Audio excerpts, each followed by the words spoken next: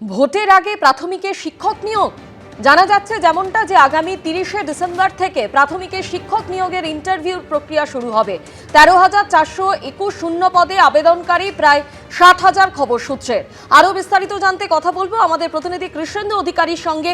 কৃষ্ণেন্দু, আমরা জানি যে এর আগে স্কুল সার্ভিস কমিশন নবম থেকে দ্বাদশ শ্রেণীর শিক্ষক নিয়োগের জন্য ইন্টারভিউ শুরু করেছে, আর 30শে ডিসেম্বর থেকে শুরু হতে চলেছে প্রাথমিকে শিক্ষক নিয়োগের ইন্টারভিউর প্রক্রিয়া। কি জানতে পারছো? আর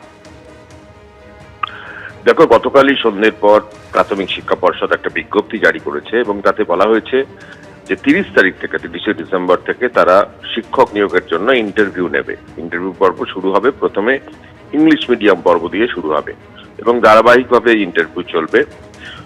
এটা হচ্ছে শিক্ষক নিয়োগের জন্য ইন্টারভিউ পর্ব। 13,421টি শূন্য পদ, 60,000-এর বেশি আবেদনকারী আবেদন করেছেন এখানে এবং শিক্ষক হওয়ার জন্য, এবং কেন্দ্রীয়ভাবে ইন্টারভিউ পর্ব চলবে এবং যেটা সিদ্ধান্ত নেওয়া হচ্ছে সেটা ভিডিওগ্রাফি করা হবে স্বচ্ছতার স্বার্থে।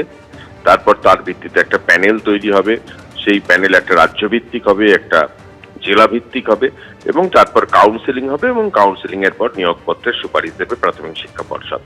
অর্থাৎ দীর্ঘদিন যে নিয়োগ নিয়ে এত অভিযোগ, রাজ্যের দুর্নীতির অভিযোগ শিক্ষক নিয়োগে, সেই প্রেক্ষাপটে স্কুল সার্ভিস কমিশনও নতুন করে পরীক্ষা নিয়েছে তুমি জানো, এবং নবম দশম একাদশ দ্বাদশের ইন্টারভিউ পর্ব শুরু হয়ে গেছে। শেষের দিকে নবম দশমের ভেরিফিকেশন পর্ব শুরু হবে, তারপরে ইন্টারভিউ হবে এবং তারপর নিয়োগ প্রক্রিয়া শুরু হবে। এবং সেখানে প্রাথমিকের তরফ থেকেও এই বিজ্ঞপ্তি দিয়ে জানানো হচ্ছে যে তারা 13,421 শূন্য পদে তারা শিক্ষক নিয়োগের জন্য ইন্টারভিউ পর্ব নিচ্ছেন এবং ইতিমধ্যে কি কি করতে হবে যারা পরীক্ষার্থী, যারা চাকরি প্রার্থী, তাদের জন্য ডিটেল ইনফরমেশন দেওয়া হয়েছে। যে অরিজিনাল এবং সেলফ অ্যাটেস্টেড কিছু নথি, অ্যাডমিট কার্ড, মার্কশিট, মাধ্যমিক এবং উচ্চ মাধ্যমিকের পাসপোর্ট সাইজ ছবি, আধার কার্ড বা ভোটার কার্ড, যাবতীয় তথ্য নিয়ে যাওয়া হবে। এবং যারা কল লেটার পাবেন, প্রাথমিকের যে পোর্টাল আছে সেখানে সেই তথ্য তাদের কাছে চলে যাবে।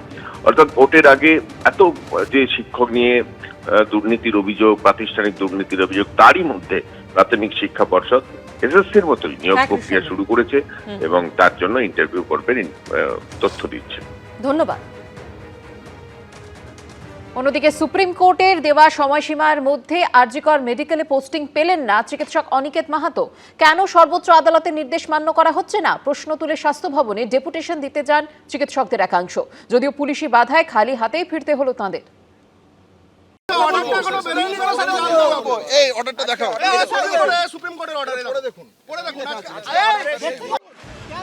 দফায় দফায় কথা কাটাকাটি, ধস্তাধস্তি, চ্যালেঞ্জ পাল্টা চ্যালেঞ্জ। চিকিৎসক অনিকেত মাহাতোর পোস্টিং বিতর্কে ফের একবার তপ্ত হয়ে উঠল স্বাস্থ্য ভবন চত্বর। সুপ্রিম কোর্টের নির্দেশ সত্ত্বেও চিকিৎসক অনিকেত মাহাতোকে আরজিকর হাসপাতালে পোস্টিং দেওয়া হচ্ছে না কেন, এই প্রশ্ন তুলে বুধবার স্বাস্থ্য ভবনে ডেপুটেশন দিতে যান অনিকেত মাহাতো, দেবাশিস হালদার সহ চিকিৎসকদের একাংশ। মিছিলে অংশ নেন joint platform of doctors, West Bengal junior doctors forum, Abhaya youth forum ও মেডিকেল সার্ভিস সেন্টারের সদস্যরা।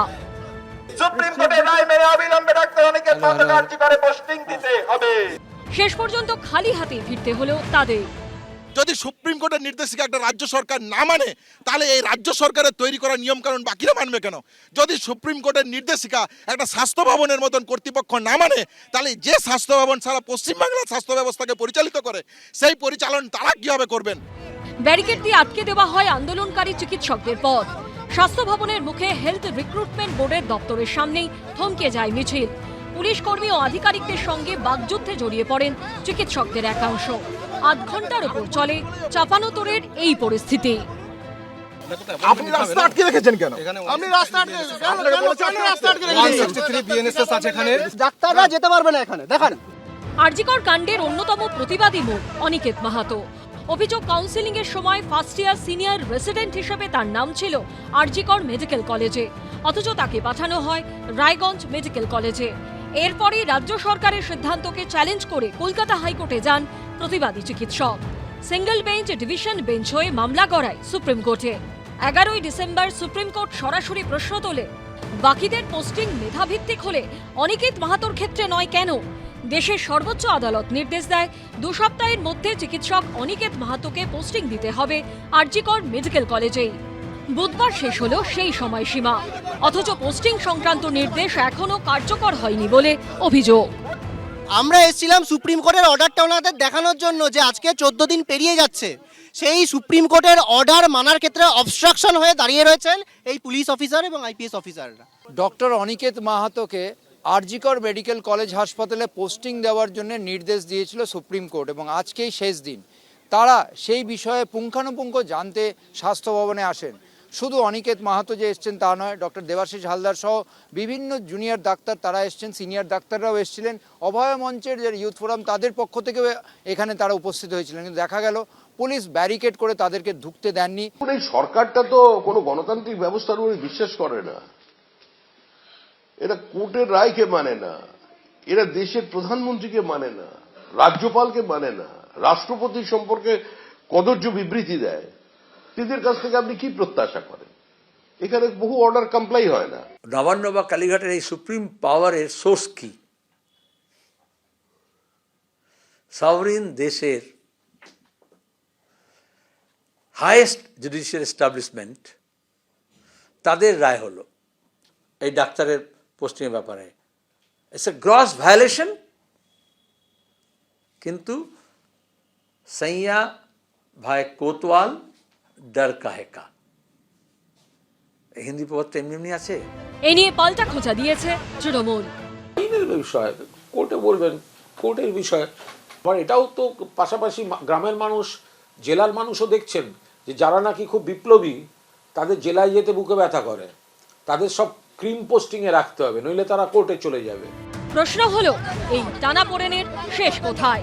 ঝিলম করঞ্জাই, আশাবুল হোসেন ও উজ্জ্বল মুখোপাধ্যায়ের রিপোর্ট, এবিপি আনন্দ।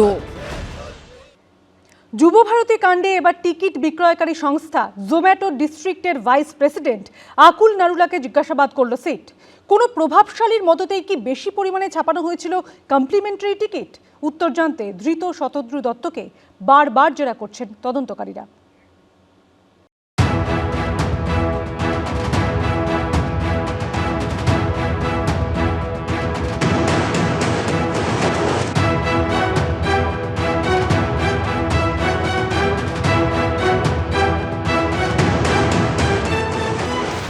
লিওনেল মেসি সফরের দিন যুবভারতী ক্রীড়াঙ্গনে বেনজির বিশৃঙ্খলার জন্য আসলে দায়ী কারা?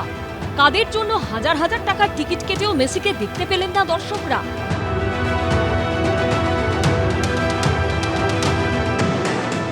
মেসি, সুয়ারেজ, রড্রিগো ডি পলদের সঙ্গে কেন জোকের মতো সেটে রইল অগণিত লোকজন?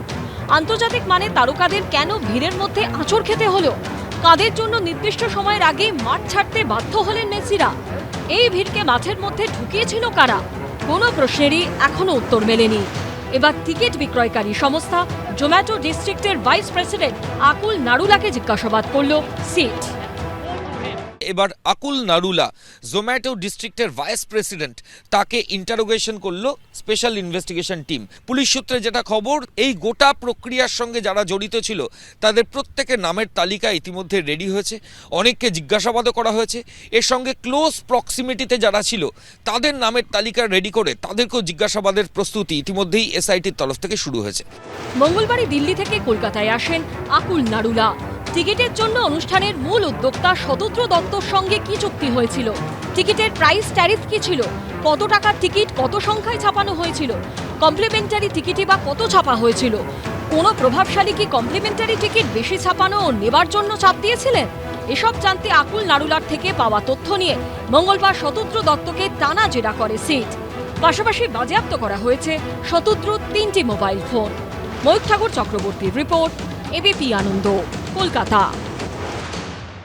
এবিপি আনন্দ, এগিয়ে থাকে, এগিয়ে রাখে।